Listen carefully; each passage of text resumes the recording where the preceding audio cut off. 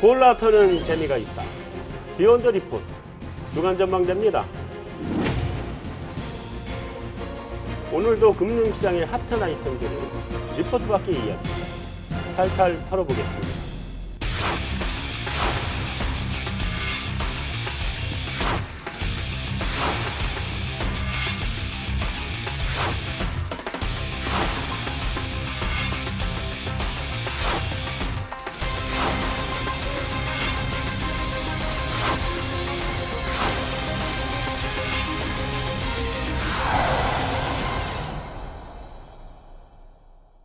이제 메인 토크로 들어가기 전에 바로 어제였나요?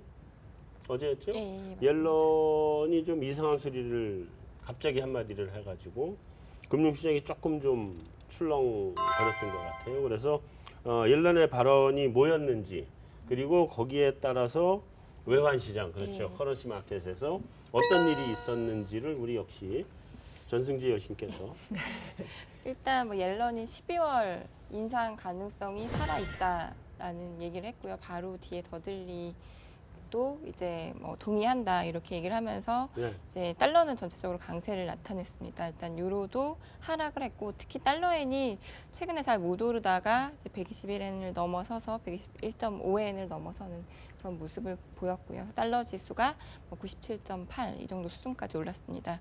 근데 여타 신흥 통화들은 사실 오늘 달러 환율이 오르긴 했는데 최근에 워낙 강달러에도 불구하고 이제 위안화 강세 이슈나 이런 것들 때문에 좀 상승은 제한되는 그런 모습을 나타냈고요. 일단 그래서 주요 통화들은 그 달러 대비 약세를 신흥 통화들은 약세이긴 했지만 덜 이제 가치가 하락하는 그런 모습을 나타냈습니다. 원화는 어땠어요? 원화는 최근에는 위는 굉장히 무거운 느낌이거든요. 위안화 SDR 편입 얘기도 있고 해서 그래도 오늘은 어쨌든 이제 강달러 영향 받으면서 1,130원대로 다시 올라섰습니다. 그렇죠. 330원대죠. 예. 그러니까 1,100원이 깨지지는 않을 것 같더라고. 예. 지난번에 내가 강의 잘한 것 같아. 아무리 봐도. 1,100에서 1,200. 예. 우리 정확하게 했잖아요. 그래요. 일단 우리 외환시장은 뭐 요 정도 하고 어차피 우리가 다음 주에 채권 애널들의 수다에서 미국 금리 인하 가능성에 대해서 집중적으로 얘기를 할 거기 때문에 요 정도로 해서 넘어갈 거고 남편 잘 훈련시켜가지고 보내세요. 예, 알겠습니다. 한 1년 전쯤인가요? 우리 주망대에서 유가가 80달러를 뛰어넘을 것이냐 안 넘을 것이냐 뭐 이런 걸 가지고 한번 얘기를 했던 적이 있었던 것 같아요. 근데 격세지감이라고 해야 되는지 어쩐지 모르겠는데 이제는 50달러 돌파를 할 거냐 안 할 거냐를 얘기해야 되는 세상이 왔으니까 글로벌 그 에너지 시장 자체가 굉장히 요즘 침체되지 않았을까 이런 생각도 들고 거기에 따라서 그 관련 산업들도 많이 힘든 상태가 지속이 되고 있는 거 아니냐. 그래서 오늘 주간 전망대에서는 지난 2주 동안 유가가 아주 급격하게 하락한 상황에서 시장 상황이 어떻게 바뀌어졌는지 거기에 관련된 파생되는 산업, 특히 석유화학 플랜트 산업 이런 쪽에 영향이 어떤 것이 있을 건지를 한번 집중적으로 살펴보는 시간을 갖기로 했고 그래서 우리 미국의 아주 유명한 엔지니어링 컴퍼니의 저명한 엔지니어이신 우리 은정천 선생님을 모셨습니다. 인사 한번 해주시죠. 예, 저는 텍사스 휴스턴에서 근무하고 있는 수석 엔지니어로 근무하고 있는 은정철이라고 합니다. 오늘 초대해 주셔서 진심으로 감사드립니다. 네, 이제 발언의 기회는 제가 조금 이따 드리도록 하겠고요. 예, 감사합니다. 박수 한번 쳐주시고. 작년 이맘때 한 80달러 뭐 이렇게 뭐 유가가 뭐 그러고 그 전에는 뭐 100달러 뭐 이러고 그랬었죠. 그래서 그게 지금 어디까지 그 흐름이 어떻게 왔는지를 둘 중에 어느 분이 짚어주실까요? 짚어주시겠어요? 네, 유가가 사실 작년 한 11월 말쯤에 오펙 회의에서 예. 이제 시장에서는 감산을 다들 기대를 하고 예상을 했는데 막상 결과가 동결이라고 하는 결정으로 그랬죠. 사실 유가가 이제 배럴당 70달러 아래로 이제 급격하게 떨어지는 모습을 보였습니다. 네. 연초까지만 하더라도 이제 유가가 40달러대에서 이제 미국의 원유 수요 생산량이 이제 줄어들지 않겠냐라고 네. 하는 또 기대감 때문에 한 또 여름 6월달까지 또 유가가 60달러대 이상으로 또 올라가기도 했는데요. 네. 막상 미국 셰일 업체들이 잘 버티니까 여전히 과잉 공급에 대한 부담이 크다라고 하면서 다시 유가가 배럴당 WTI 기준으로는 8월 말 기준으로 한 30달러 후반대까지 또 하락을 했었습니다. 근데 이제 8월 말에 또 재밌는 일이 한 3일 연속 한 30%까지 유가가 또 올라간 적이 있었었는데 네.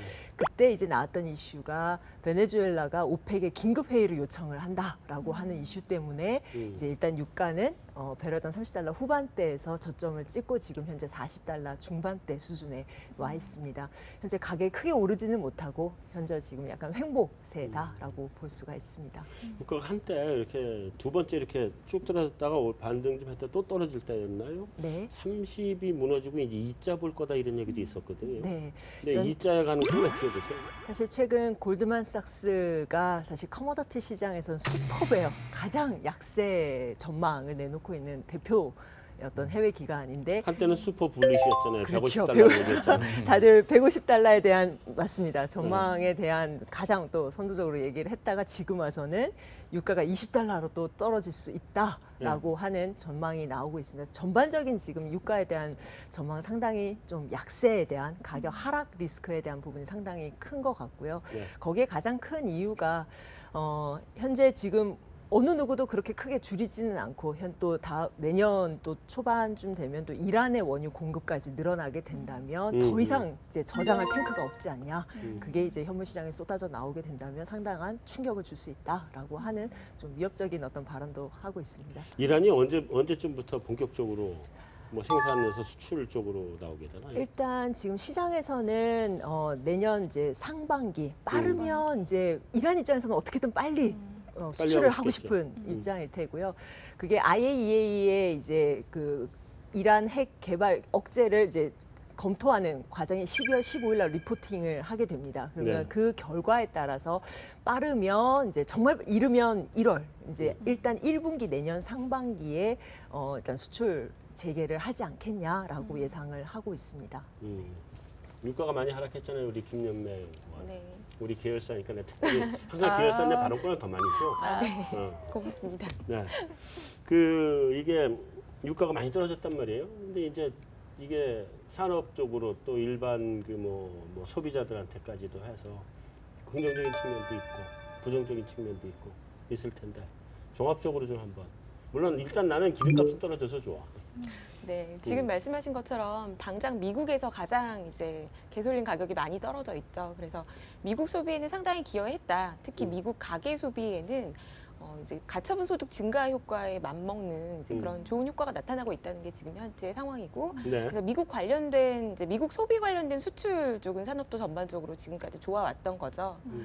근데 이제 사실은 긍정적인 측면은 그 미국에만 국한된 부분이 좀 많이 있고, 사실은 이제 신흥국 같은 경우에는 통화 가치 때문에 신흥국들 통화 가치가 하락하면서 사실은 원유 수입 가격 자체는 국내에서 그렇게 인하를 못하고 소비자들은 그 수혜를 못 누리고 있는 상태이고요.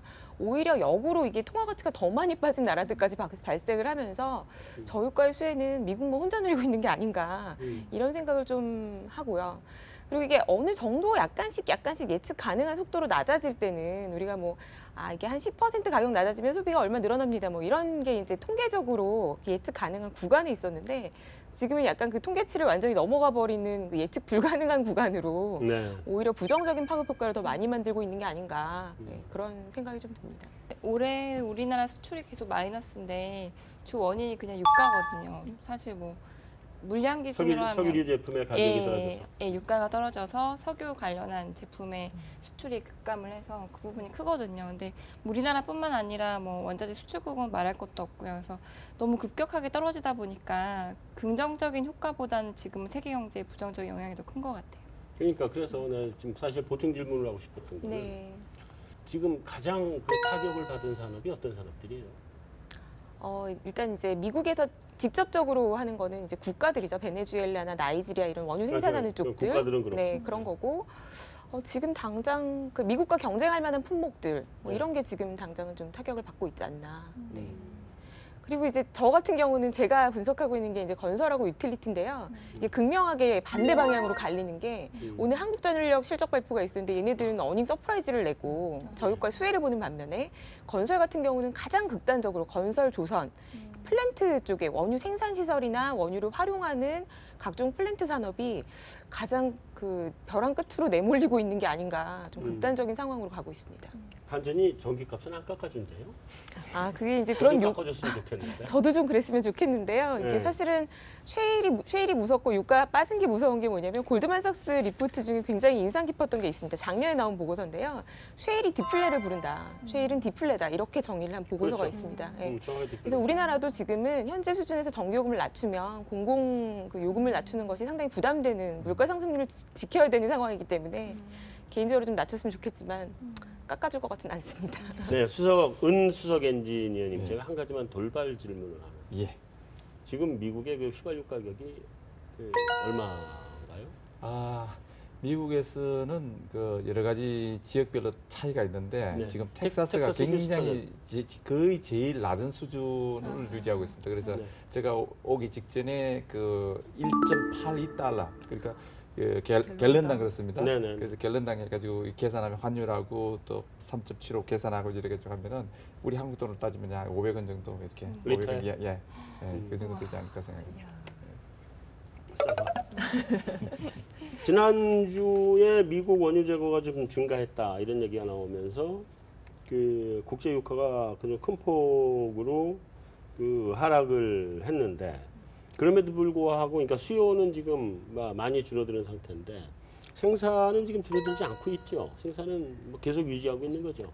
현재 일단 미국 쪽은 원유 생산량이 좀 줄어들고 네. 있습니다. 뭐 6월 정점 한 960만 배럴 정도에서 현재 지금 900만 배럴 정도까지 한 50만 배럴 정도 지금 줄어든 상황이긴 합니다. 근데 아직까지 그 미국에서 원유 생산량 줄인 부분은 사실 오펙에서는 또 원유 생산량을 계속 늘리고 있는 부분이 있기 때문에 네. 그런 부분에서 여전히 과잉 공급에 대한 부담은 좀 지속되고 있다라고 볼 수 있습니다.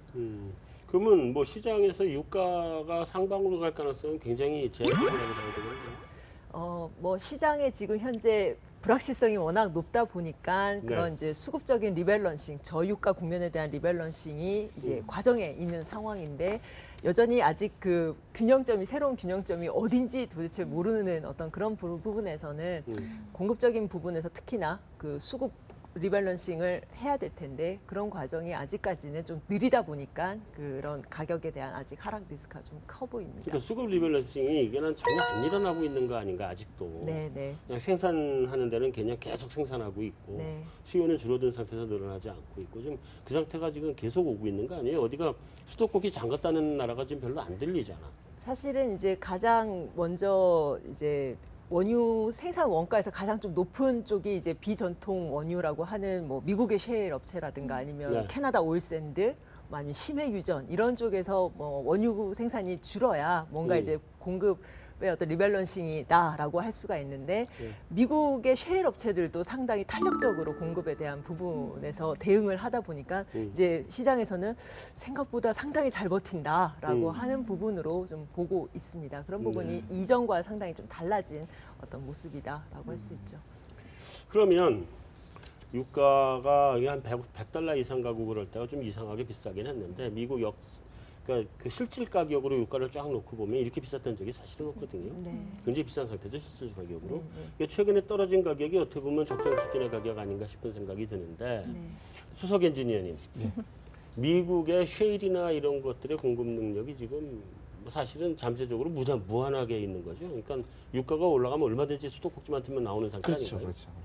셰일가스의 탄력성이 딥워터나 그 옵쇼 어떤 분야하고도 비교해가지고 예. 굉장히 탄력성이 있기 때문에 보통 이게 뭐 한 2년 단위로 이게 투자와 그 아웃풋이 이렇게 다 이렇게 원 사이클로 금방금방 이렇게 회전이 될 수 있기 때문에 네. 굉장히 그 경쟁력을 가지고 있는 어떤 분야라고 볼 수가 있죠.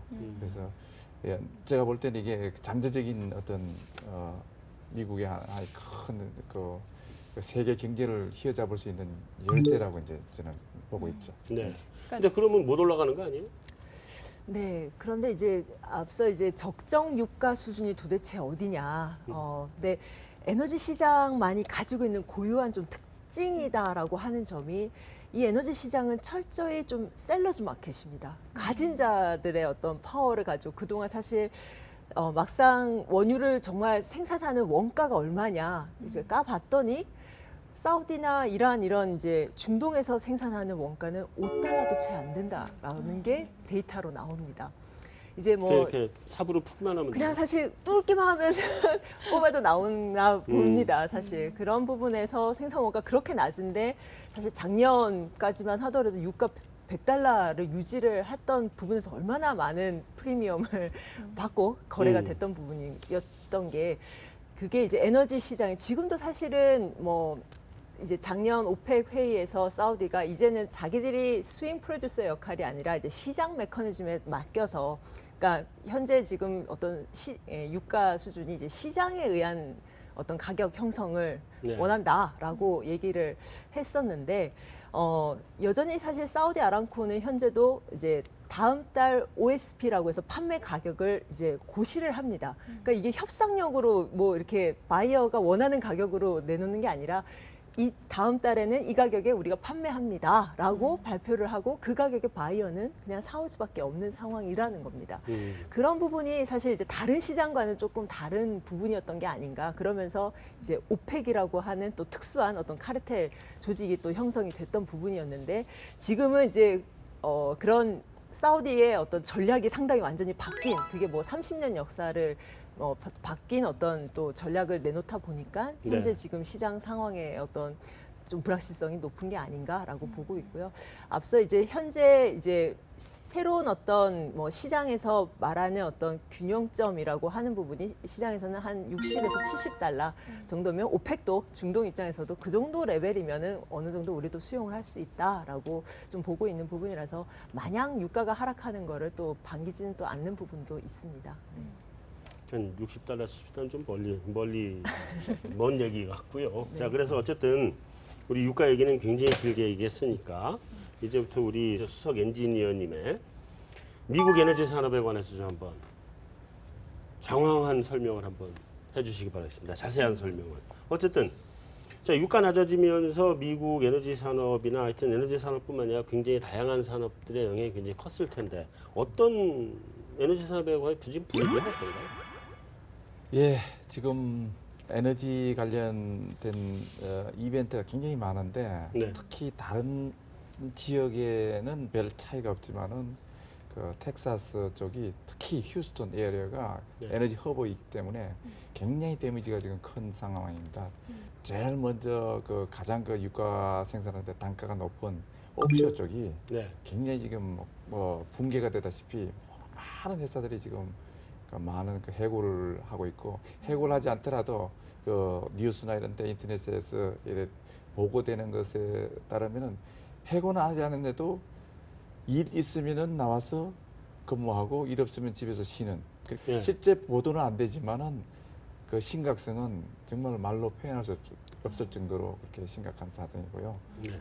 지금 그것은 이제 오일하고 가스의 생산, 정제 이런 분야가 이제 가장 영향을 받고 있고 실제 그 생산 정제하고 관련되지 않은 그 다운스트림 쪽이나 더 다운스트림 쪽이 아니면은 그 페트로케미칼 네. 이쪽은 급성장은 아니지만은 지속적으로 성장하는 추세가 아직 하나도 끊기지 않고 계속 나가고 있는 그런 추세라고 보면 되겠습니다. 미국의 석유화학 플랜트 산업 쪽은 지금 요즘은 어떤가요? 바닥은 통과를 했나요?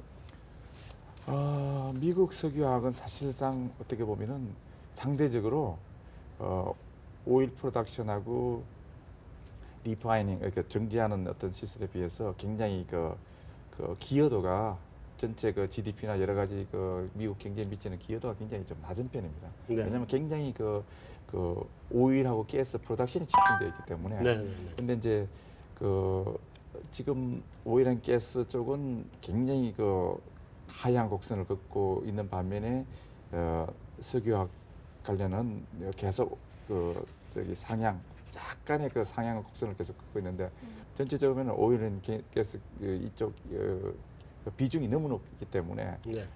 전체적인 느끼는 감정은 에너지 관련되는 인더스트리는 굉장히 지금 침체에 있다고 이렇게 볼 수 있겠습니다. 여전히 예. 침체에 있다. 예, 석유화학 전체적으로, 예. 그 플랜트 산업 자체가 조금 살아는 나고 있지만 그 전반적으로는 그 체감을 하기는 예, 어렵다. 비중이 그 미국 인더스트리에서 미치는 영향이 크지를 않기 때문에 예. 그렇다고 보습니다. 그럼 미국뿐만이 아니라 이 글로벌 그 시장에서의 석유화학 플랜트 이런 쪽은 지금 시장 동향이 좀 어떤가요? 지금 저희들이 하고 저희 회사만 해도 그 해외 프로젝트로서 페트로케미칼, 뭐 에틸렌도 있고 LNG도 있고 그다음에 또 뭐 암모니아 플랜트도 있고 그 비료 공장 여러 가지도 있는데 그런 공장들은 또 계속 들어와요 저희들한테. 수주가? 네, 수주가 저희들은 이제 주로 이제 피드를 많이 하기 때문에 네. 피드라는 것은 이제 기본 설계 쪽이죠. 네. 기본 설계를 해야 그 다음에 정부 승인도 받고 은행으로부터 이제 자금 지원도 받을 수 있는 이제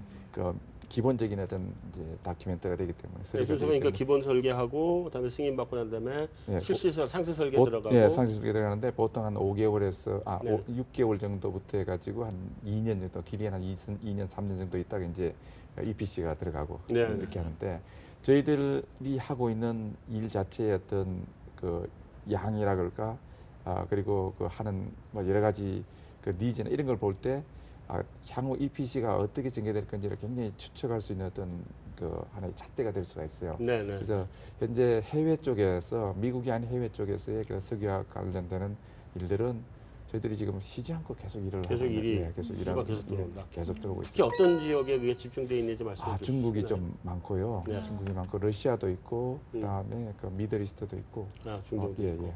그또 남미도 있고 뭐 여러 가지 전 세계 막 어떻게 어느 쪽으로 집중된다고 얘기는 할 수 없고 보편적으로 다 이렇게 많이 이렇게 저희들한테 네. 요청이 들어오고 있는 상황입니다. 근데 이제 제가 주식 시장에서 보기에는 그렇게 이제 그 발주 안건들이 많아지고 있으면 글로벌 EPC 기업들의 주가도 미리 먼저 선반영해서 좀 바닥을 찍고 반등할 수도 있는 걸 텐데 안타깝게도 제가 보기에는 느낌이 사업성 검토에 대한 피드 초기까지는 굉장히 면밀하게 하는데 반해서 실제 의사결정을 내리고 파이낸싱을 주선해서 이거를 EPC 발주를 내는 속도는 지금 굉장히 둔화되고 있는 게 아닌가. 그리고 이제 러시아 같은 경우도 말씀하셨는데 러시아나 중동 같은 경우에 왜 얘네가 그럼 갑자기 이런 비료 공장이나 석유화학 시설을 지으려고 하는 것이냐. 이게 오히려 역설적으로 유가가 다시 세게 올라가서 오펙이 힘이 더 강해진다거나 자기들이 이 원유 팔고 가스 파는 걸로 부자가 될 거라는 생각을 접고 있기 때문에 이제는 좀 고부가 가치 상품을 만들어야 되는 당연한 이제 그 과제를 해결하고 있는 듯한 그런 느낌이 저는 좀 들어서요. 박사님 보시기에는 어떠신가요? 그래서 아마도 이런 게 있을 것 같아요. 러시아 같은 경우는 지금까지 많은 양의 가스 생산을 통해서 웨스턴, 이스턴, 유럽 쪽에서 굉장히 돈을 많이 벌어왔어요. 그래서 이것이 이제 향후 그 인더스트리의 인프라를 좀 구축해야 되겠다는 어떤 관점에서 석유화학도 공장을 많이 해가지고 수입에 의존하는 것보다는 자생적으로 그런 것들이 나중에 어떤 굉장히 안 좋은 어떤 상황이 이렇게 왔을 때도 자생적으로 서바이벌 생존할 수 있는 어떤 그런 능력을 키우기 위해서 아마도 계속 그런 공장들에 관심이 많고 저희에게 또 많이 또 요청이 오는 것으로 저는 그렇게 생각하고 있습니다. 네. 미국에서 이 싼 셰일가스를 퍼내면서 뭐 에너지 쪽 이쪽 기업들은 굉장히 힘들어졌겠지만 반대로 다른 매니팩처링들이 이게 이제 생산 원가가 떨어지면서 다시 미국으로 리쇼어링을 한다 하는 얘기가 있던데 지금 현지에서 보는 관점에서 이게 얼마나 빨리 일어나고 있다고 생각을 하시나요? 예, 한 1년 전만 해도 리쇼링이 인터넷이나 아니면 방송을 통해서 굉장히 많이 방송이 되고 실제 공장이 옮기는 모습들이 동영상을 통해서 많이 방송이 되고 이랬었어요. 네. 근데 이제 그 속도가 처음 시작할 때 방송할 때 그런 상황하고는 약간 좀 차이는 있지 않나 생각해요. 그래서 서서히 이렇게 하지 그렇게 급작스럽게 하고 있지는 않은 것 같습니다. 지금. 네, 우리가 여기서 미리 생각을 했던 것만큼의 그 리쇼어링의 파괴력은 아직은 나타나지 않고 있다. 그렇죠. 그 이외에 미국 산업에 나타나는 뭐 또 다른 뭐 전반적인 변화의 특징 이런 것들이 있는가요? 미국 산업보다는 일단 이제 아까 김열매 의원께서 얘기했지만은 미국이 중동하고 차이가 나는 것은 중동은 뭐 여러분 잘 아시다시피 GDP의 그 90%, 95%가 다 에너지원이거든요. 네. 그렇기 때문에 미국은 사실상 에너지가 차지하는 GDP에 차지하는 비중이 굉장히 미약하다고 할까? 뭐 상대적으로요. 그렇죠. 그래서 한 10%, 20% 이내로 이렇게 존재하기 때문에 전체적인 경기는 아직까지도 많은 사람들이 좀 그냥 이렇게 좀 들뜨는 많은 그 2009년도 그 리먼브러스 사고 이후에 굉장히 침체됐던 경기가 점점 살아가고 있다라고 다 인식을 하고 있어요. 네. 그래서 예를 들어서 이제 제가 이제 살면서 느끼는 피부로 느끼는 이런 걸 좀 말씀드리면은 주말에 식당을 가면요, 그 레스토랑에 가면은 한국 레스토랑 그 서양 레스토랑 상관없이 조금만 유명한 그 식당이라 그러면은 1시간씩 2시간씩 줄 서서 기다려야 되는 게 그냥 보편화돼 있어요 요즘. 그래서 그게 뭐냐면은 주유소에 들어가서 우리도 마찬가지죠. 우리는 오일앤가스에 일을 하고 있지만은 실제 회사에 가면은 회사에 가서 일할 때는 정말 오일값이 올랐으면 좋겠다 그러는데 기름을 넣을 때는 기분이 좋아요. 기름을 넣을 때는 호주머니가 뭐 두둑하게 이렇게 남아 돌아가는 어떤 느낌을 받거든요. 네네. 그 남아 돌아가는 것은 미국 사람들은 절대 저금을 안 해요. 그걸 다 사용한다고, 써버린다고요. 네. 그것들이 이제 미국 소비하는 형태는 그런데 일단 인더스트리에 관련되는 한 20%의 사람들은 굉장히 지금 많은 기도를 하고 있어요. 제발 오일값이 좀 올려달라.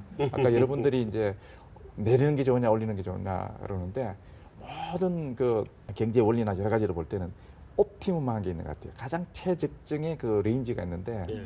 현재 인더스트리를 살고 모든 그 소비자들이 그 해피하게 이렇게 생각하는 그런 이제 조언을 우리가 찾아야 되는데 그 조언이 결국에는 유가가 지금 상태로서는 도저히 안 되겠고 네. 조금 더 올라줘가지고 아까 여러분들이 얘기했다시피 한 60불에서 70불 이 정도 선에서 유지가 되면은 그래도 지금 기계가 안 돌아가고 있어요. 안 돌아가고 있는데 끽끽하고 안 돌아가는 것들이 그래도 어느 정도 회전을 하면서 돌아가지 않을까 하는 생각을 가져봅니다. 우리 계열사 김현매 연구원께서 정확하게 지적해 주신 것처럼 유가 하락에 따른 가처분 소득 증가 효과는 미국만 느리고 나머지 나라는 다 고생한다는 생각이 너무 맞는 게 1시간 기다리신다 그랬잖아요. 식당 가면. 예. 우리는 바로 들어갑니다. 그래도 빈자리가 널렸습니다. 폐업하는 식당이 지금 그렇죠. 속출하고 속출하고 있습니다. 있습니다.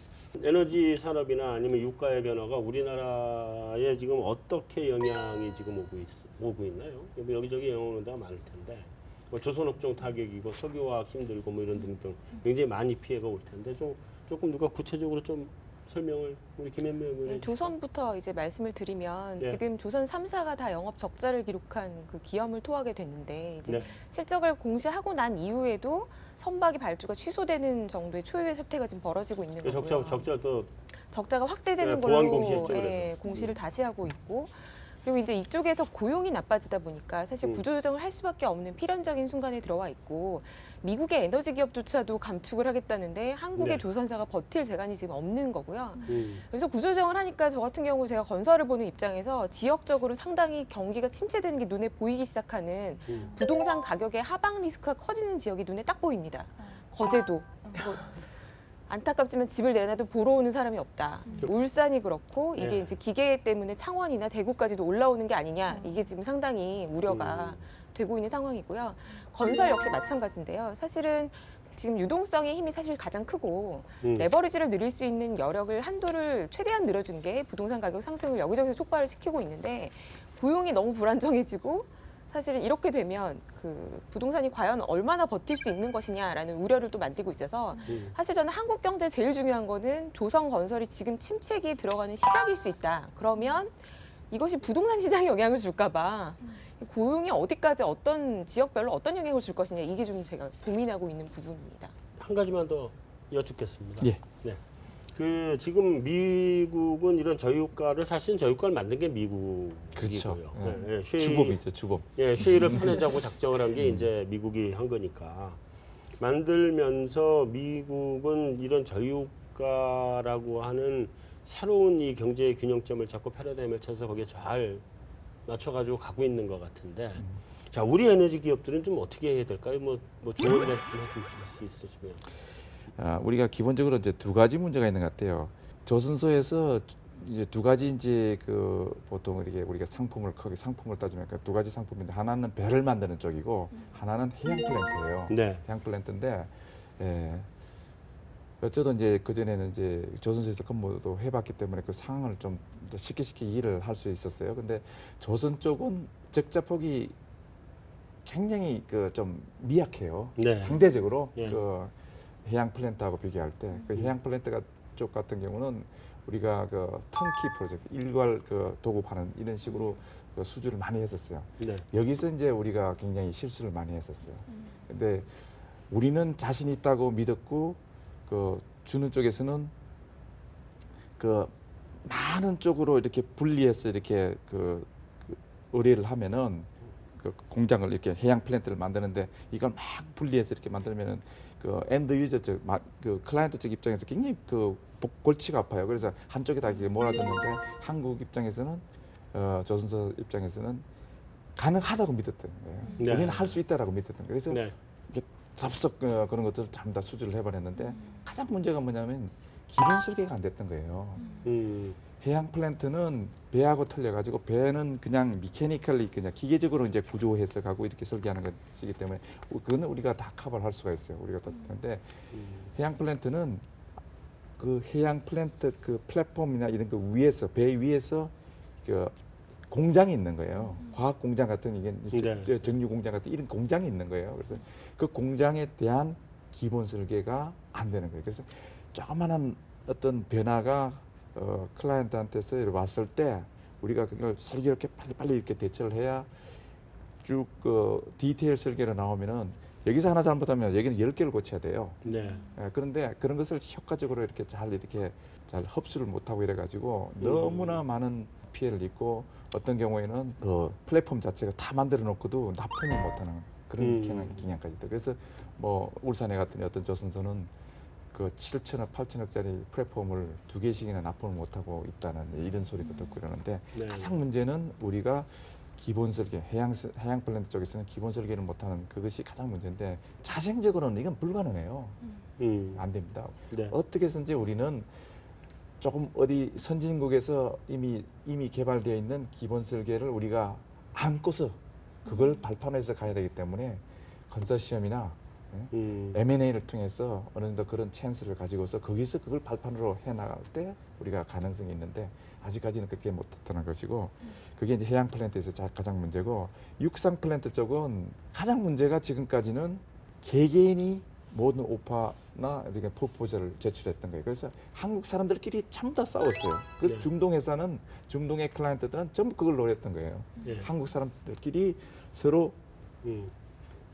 모든 어떤 충돌을 해서 모든 프로핏을 다 떼고 원가만 가지고 오게요. 또 어떤 경우에는 원가도 그냥 깎아서 네. 들어오기로 이렇게 바랬던 거예요. 네. 그래서 이제 이게 국내에서 지금 그 플랜트 회사들이 이렇게 주로 이제 육상 플랜트 회사들이 저가 수주 때문에 이제 이렇게 많은 피해를 입고 있는데 이것의 솔루션은 우리 한국 기업들이 이제 컨소시엄으로 들어가야 되겠죠. A, B, C 3개 회사가 네. 2개, 뭐 4개 회사들이 이렇게 같이 가서 이제 일을 해야 되는데 그것이 가장 이제 우리가 저가 수주를 이제 줄이는 방법이죠. 그래서 제가 그 16년 전에 이제 한국을 떠나서 캐나다를 갔었는데 캐나다에서 제가 깜짝 놀랐어요. 여러 가지 엔지니어링 회사들이 있는데 A라는 회사에 갔더니 B라는 사람들이 많이 근무를 해요. 네. B 회사에 소속된 서로 크로스로. 예. 네. B라는 회사에 갔더니 A라는 회사에서 근무하는 사람이 되게 많아요. 한국의 정서로서는 그 당시엔 저는 전혀 이해를 못했어요. 네. 그게 컨소시엄 프로젝트를 하고 있어요. 그게 벌써 제가 16년 전에 갔을 때 벌써 그 이전 10년, 20년 전부터 그렇게 해오고 있었대요. 네. 그래서 그런 것들이 이제 저가 수주를 우리가 억제할 수 있는 가장 방법이에요. 지금 미국도 철저하게 컨소시엄을 가고 있어요. 프로젝트들. 네. 그래서 그것이 바로 솔루션이 아닌가 이렇게 생각을 해봅니다. 네. 그 우리 은정철 수석 엔지니어님 말씀을 들어보니까 우리 지금 조선 산업, 건설 산업, 뭐 해외 건설 전부 다 힘든데 어쨌든 가능성은 여전히 남아 있는 거 아니냐 이런 생각이 들고 좀 희망의 빛이 보입니다. 저희가 가능성이 남아 있다는 말보다도요. 네. 저는 가능성을 찾아야 되고 우리가 살기 위해서는 그것을 잡아야 된다는 거예요. 네, 잘 알겠습니다. 자, 오늘 우리 주간 전망대 미국에서부터 비행기 타고 주간 전망대에 출연하러 날라오신 은정철 수석 엔지니어님 모시고 또 다른 여러분들 모시고 에너지 유가 또 에너지 관련 산업에 관한 이야기 집중적으로 나눠봤습니다. 자, 여기서 오늘 메인 토크는 마무리하고요. 계속해서 우리 김설희 씨가 진행하는 외신 인사이드를 보시겠습니다.